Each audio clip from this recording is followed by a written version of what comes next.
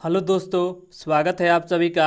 आज हम आपके 19 अगस्त के जितने भी शिफ्टों में आपके जीके जीएस पूछे गए थे उन्हें सभी के बारे में अच्छे से चर्चा करेंगे। तो चलिए आइए शुरू करते हैं। देखिए, आपका पहला क्वेश्चन पूछा गया था कि पोंगल त्यौहार का तीसरा दिन किसे समर्पित है, तो गाय को समर्पित है। अगला क्वेश्चन था कि अमरबेल क्या है, तो अमरबेल आपका पादप परपोषी है। अगला क्वेश्चन था कि नंदा देवी बायोस्फीयर कहाँ स्थित है, तो उत्तराखंड राज्य में स्थित है। देखिए, इसके आगे कुछ राष्ट्रीय उद्यान दिया गया है, उसके बारे में हम चर्चा कर लेते हैं। अगर आपसे पूछा जाए कि जिम कार्बेट राष्ट्रीय उद्यान कहाँ पर है, तो उत्तराखंड में है। कान्हा किचली राष्ट्रीय उद्यान कहाँ पर है, तो मध्य प्रदेश में है। मानस वन्य जीव अभयारण्य कहाँ पर है, तो असम में है। रणथंभौर राष्ट्रीय उद्यान कहाँ पर है, तो राजस्थान में है। दुधवा राष्ट्रीय उद्यान आपके उत्तर प्रदेश में है।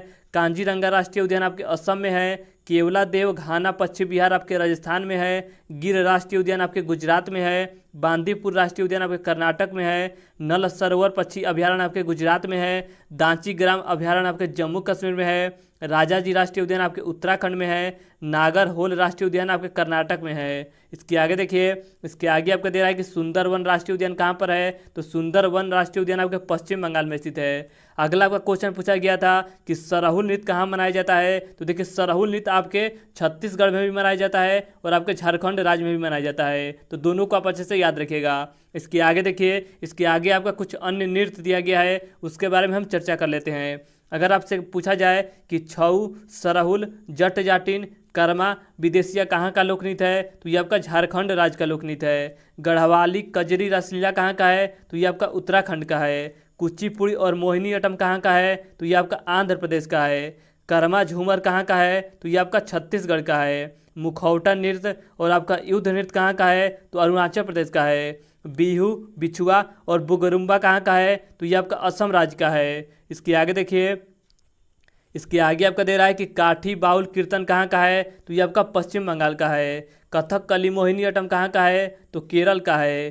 चोंग कहाँ का है, तो नागालैंड का है। लावनी तमाशा कहाँ का है, तो ये आपका महाराष्ट्र राज्य का है। यक्षगान की बात करें तो ये आपका कर्नाटक राज्य का है। गरबा और डांडिया कहाँ का है, तो गुजरात का है। भांगड़ा और गिद्दा आपके पंजाब का है। घूमर पनिहारी कहाँ का है, तो राजस्थान का है। और राजस्थान का एक आपका कठपुतली भी है। राउफ कहाँ का है, तो जम्मू कश्मीर का है। भरतनाट्यम की बात करें तो ये आपका तमिलनाडु का है। रासलीला, नौटंकी, झूला और कजरी कहाँ का है, तो ये आपका उत्तर प्रदेश का है। तो ये सभी नृत्य आप अच्छे से याद रखिएगा। इसके आगे देखिए, इसके आगे आपका अगला क्वेश्चन पूछा गया था कि खैरा रोग किसमें होता है, तो खैरा रोग आपके धान में होता है। और किसकी कमी से होता है, तो जस्ता की कमी से होता है। अगला क्वेश्चन था कि जीडीपी को कितने तरीकों से निकाला जाता है, तो 3 तरीकों से। अगला क्वेश्चन था कि लाल सलाम पुस्तक के लेखक कौन है, तो स्मृति ईरानी है। इसके आगे देखिए, इसके आगे आपका कुछ अन्य पुस्तक दिया गया है, उसके बारे में हम चर्चा कर लेते हैं। अगर आपसे पूछा जाए कि लाइफ डिवाइन के लेखक कौन है, तो अरविंद घोष है। भारत एक खोज के लेखक कौन है, तो पंडित जवाहरलाल नेहरू हैं। डिवाइन लाइफ के लेखक कौन है, तो शिवानंद हैं। इंडिया विंस फ्रीडम के लेखक कौन है, तो अबुल कलाम आज़ाद हैं।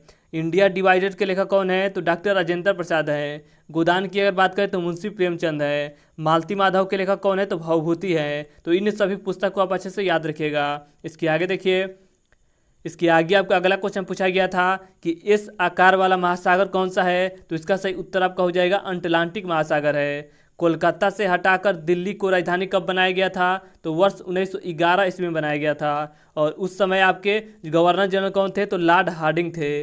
अगला क्वेश्चन है कि चीन के पितामह किसे कहा जाता है, तो इसका सही उत्तर आपका हो जाएगा सान यात सेन को कहा जाता है। तो इसे आप अच्छे से याद रखिएगा। इसके आगे देखिए, इसके आगे आपका अगला क्वेश्चन पूछा गया था कि वर्ष 2021-22 में जीडीपी की दर क्या थी, तो इसका सही उत्तर आपका हो जाएगा 9.1% था। अगला क्वेश्चन है कि हमारे शरीर में ध्वनि कहाँ से उत्पन्न होती है, तो इसका सही उत्तर आपका हो जाएगा स्वर यंत्र, या इसे वोकल कार्ड भी कहा जाता है। अगला क्वेश्चन है कि 1857 की क्रांति के समय वायसराय कौन थे, तो लॉर्ड कैनिंग थे।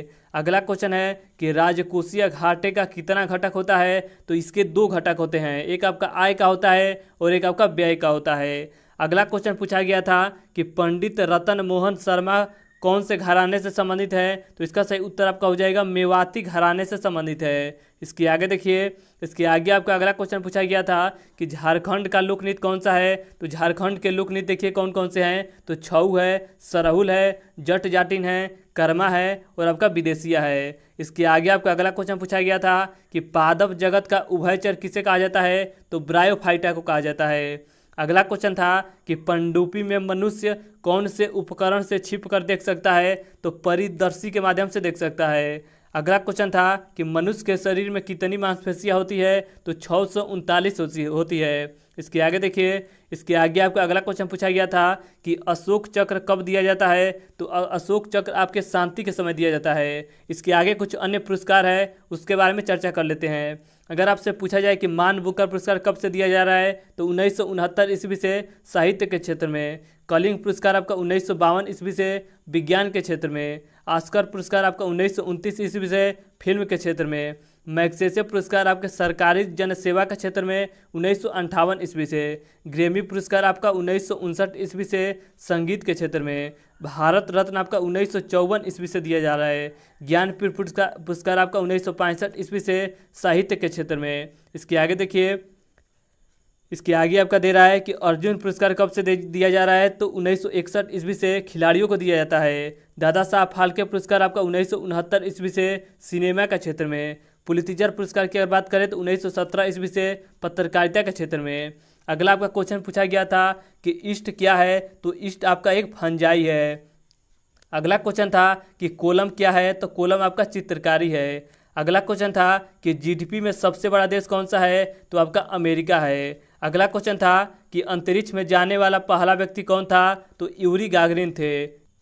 देखिए, इसके आगे आपका अगला क्वेश्चन दिया गया था कि टीबी से बचाव के लिए किस टीके का उपयोग किया जाता है? तो बीसीजी के टीके का उपयोग किया जाता है। इसके आगे देखिए कुछ अन्य टीके हैं, उसके बारे में हम चर्चा कर लेते हैं। अगर आपसे बात की जाएगी तपेदिक के लिए, तो तपेदिक के लिए आपका बीसीजी के टीके का उपयोग किया जाता है। डिप्थीरिया, टिटनेस और काली खांसी के लिए आपका डीपीटी का उपयोग किया जाता है। अगला आपका दे रहा है कि पोलियो के लिए, तो पोलियो के लिए आपका पोलियो टीके का उपयोग किया जाता है। टाइफाइड के लिए आपका टीएबी का उपयोग किया जाता है और छोटी माता के लिए आपका रूबेला वैक्सीन का उपयोग किया जाता है।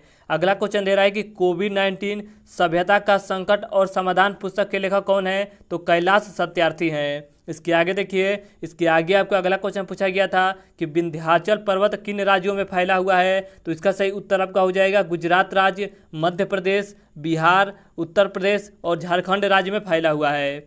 अगला आपका देखिए क्वेश्चन दिया था कि 2020 में भारत की जीडीपी वृद्धि दर रुपए में कितनी थी? तो इसका सही उत्तर आपका हो जाएगा 27.03 लाख करोड़ था। अगला क्वेश्चन दिया था कि लोसांग उत्सव कहाँ का है? तो सिक्किम राज्य का है। इसके आगे देखिए, इसके आगे आपका अगला क्वेश्चन पूछा गया था कि बिहू किस राज्य का लोक नृत्य है? तो बिहू आपका असम राज्य का लोक नृत्य है। पंजाब के वर्तमान सीएम कौन है? तो भगवत सिंह मान है। अगला क्वेश्चन है कि दास प्रथा का अंत किसके द्वारा किया गया था? तो दास प्रथा का अंत आपके लॉर्ड एलिनबरो के द्वारा 1843 ईस्वी में किया गया था। अगर आपसे बात की जाए कि सती प्रथा का उन्मूलन किसके द्वारा किया गया था? तो लॉर्ड विलियम बेंटिंक के द्वारा किया गया था। और कब किया गया था? तो 1829 ईस्वी में किया गया था। और लॉर्ड विलियम बेंटिंक के साथ कौन थे? तो राजा राम मोहन राय भी शामिल थे। इसके आगे देखिए, इसके आगे आपका अगला क्वेश्चन पूछा गया था कि स्पाइरो गाइरा को किस वर्ग के अंतर्गत रखा जाता है? तो स्पाइरो गाइरो को आपको शैवाल के अंतर्गत रखा जाता है।